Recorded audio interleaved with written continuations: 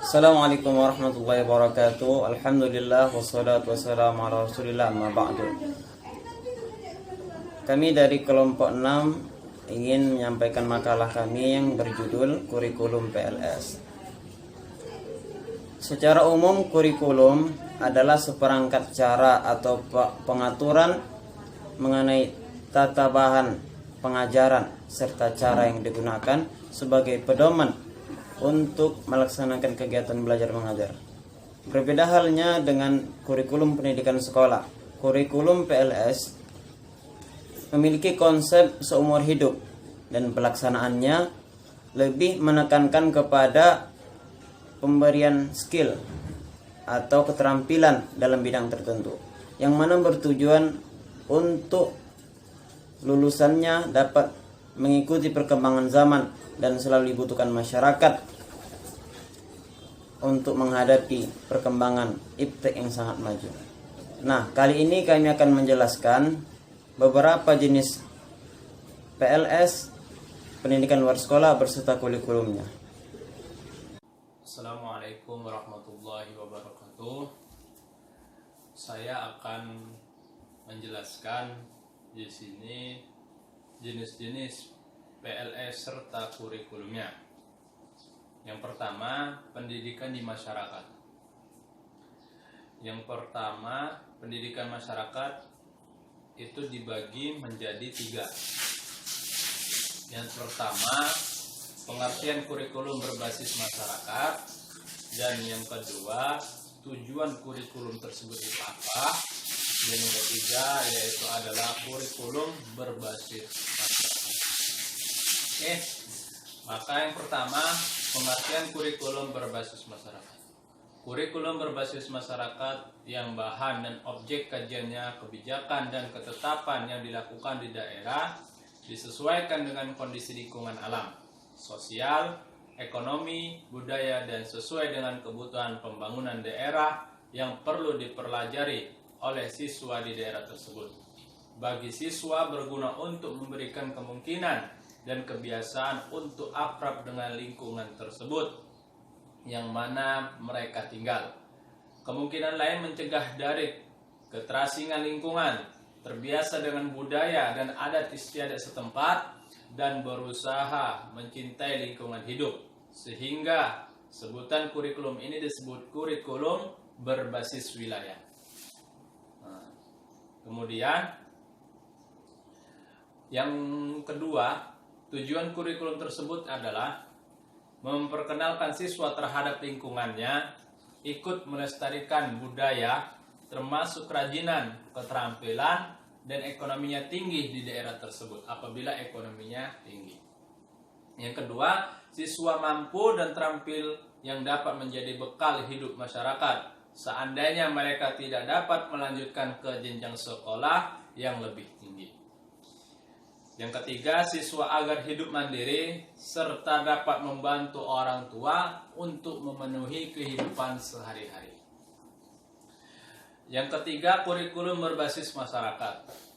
Model pengajaran yang berpusat pada masyarakat adalah suatu bentuk kurikulum yang memadukan antara sekolah dan masyarakat dengan cara membawa sekolah ke dalam masyarakat atau membawa masyarakat ke dalam sekolah guna mencapai tujuan pembelajaran yang telah ditetapkan.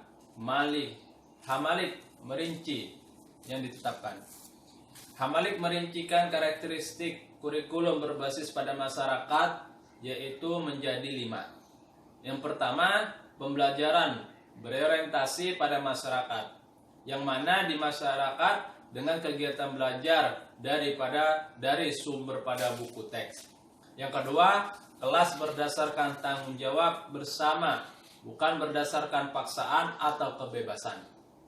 Yang tiga, mengajar terutama ditidak beratkan pada dipecahkannya masalah untuk memenuhi kebutuhan perorangan dan disebut sosial atau kelompok.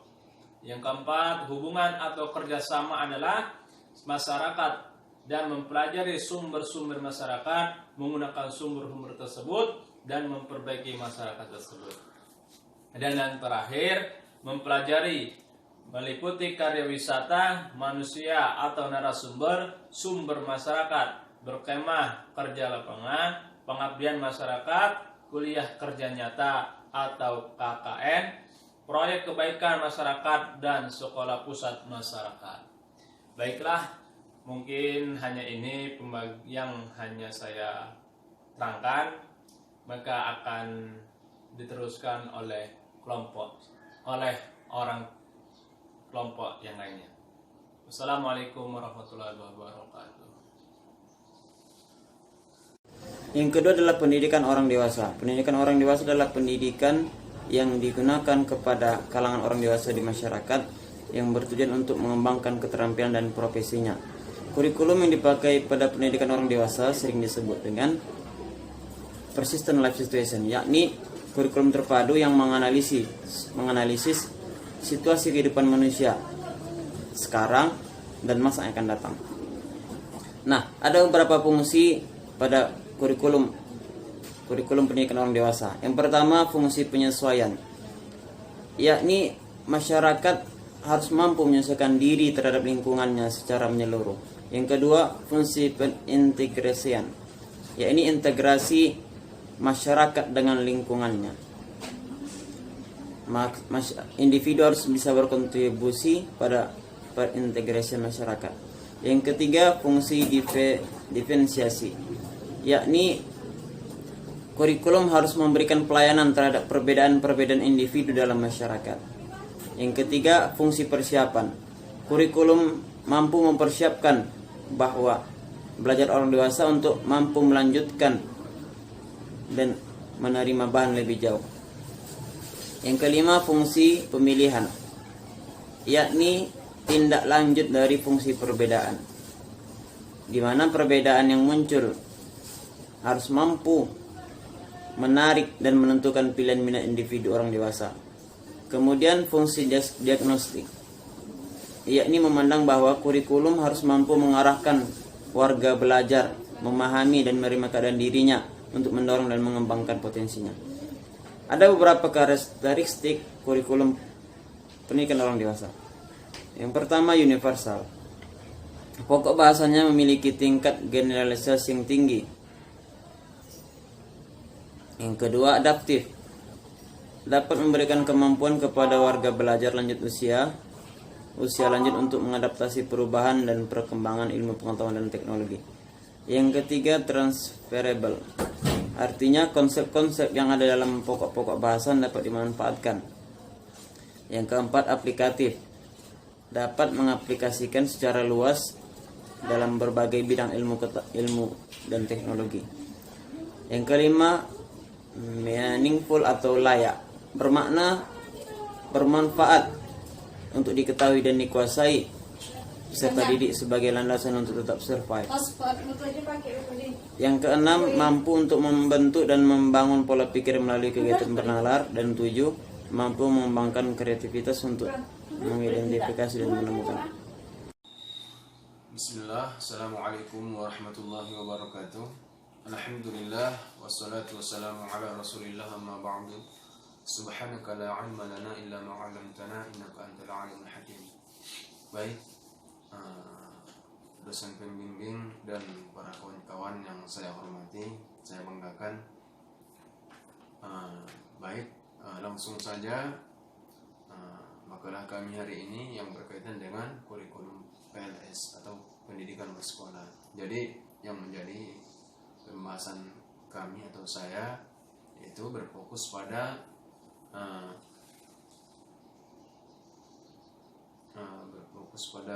tentang perluasan pendidikan. Oke, baik saudara-saudara, langsung saja bagian saya itu pendidikan perluasan. Dengan terbitnya Undang-Undang Nomor 20 Tahun 2003 tentang Sistem Pendidikan Nasional atau Sisdiknas, keberadaan pendidikan usia dini diakui secara sah.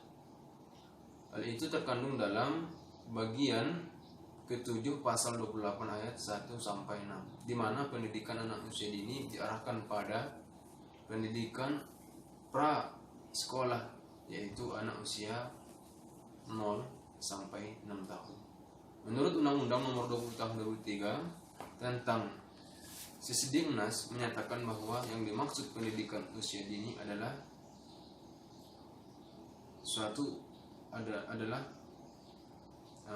PAUD. Oke. PAUD itu sendiri adalah suatu upaya pembinaan yang ditujukan kepada anak-anak sejak lahir sampai dengan usia 6 tahun yang dilakukan melalui pemberian rangsangan. Mungkin bahasanya agak eksplisit. Jadi kita buat dilakukan menanamkan karakter pendidikan untuk membantu pertumbuhan dan perkembangan jasmani dan rohani agar anak memiliki kesiapan dalam memasuki pendidikan yang lebih tinggi. Oke, baik saudara-saudara, kita akan memasuki pengertian kurikulum PAUD. Kurikulum adalah seperangkat kegiatan belajar melalui bermain yang dapat memberikan pengalaman langsung bagi anak-anak dalam rangka mengembangkan yang dimiliki oleh setiap anak. Kurikulum ini dapat merujuk pada PKB TK atau program kegiatan belajar TK, atau bisa juga merujuk pada kurikulum terbaru yakni KBK 2004 yang disempurnakan menjadi KTSP 2006 maupun kurikulum 2013.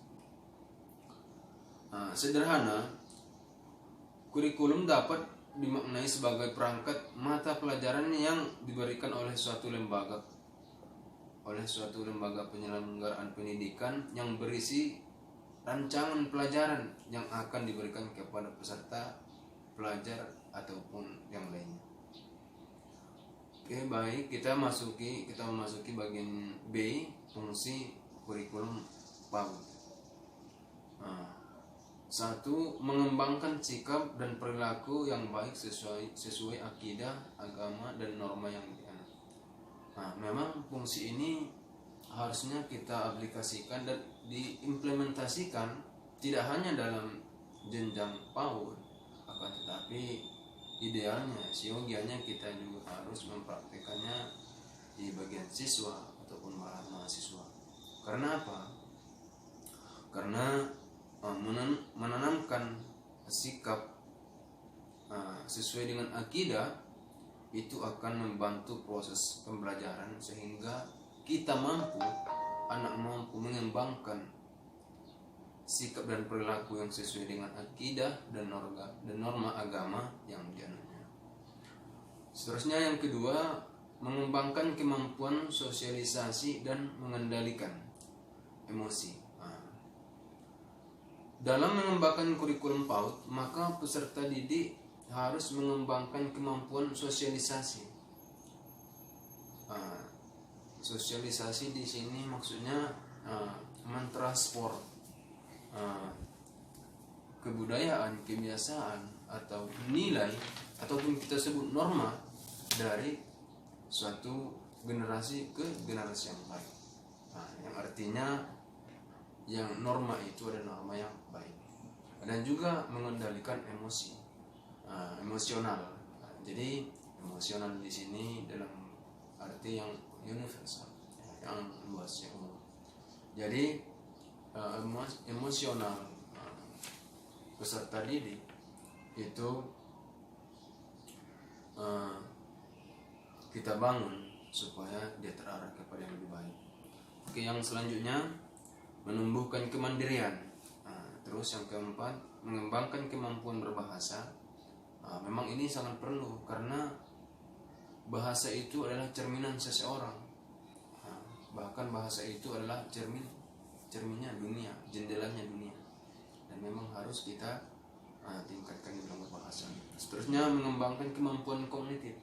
Dalam arti yang lain, intelektual ataupun kecerdasan, keilmuannya harus kita mantapkan dan harus kita tanamkan karakter intelektual itu sejak dini.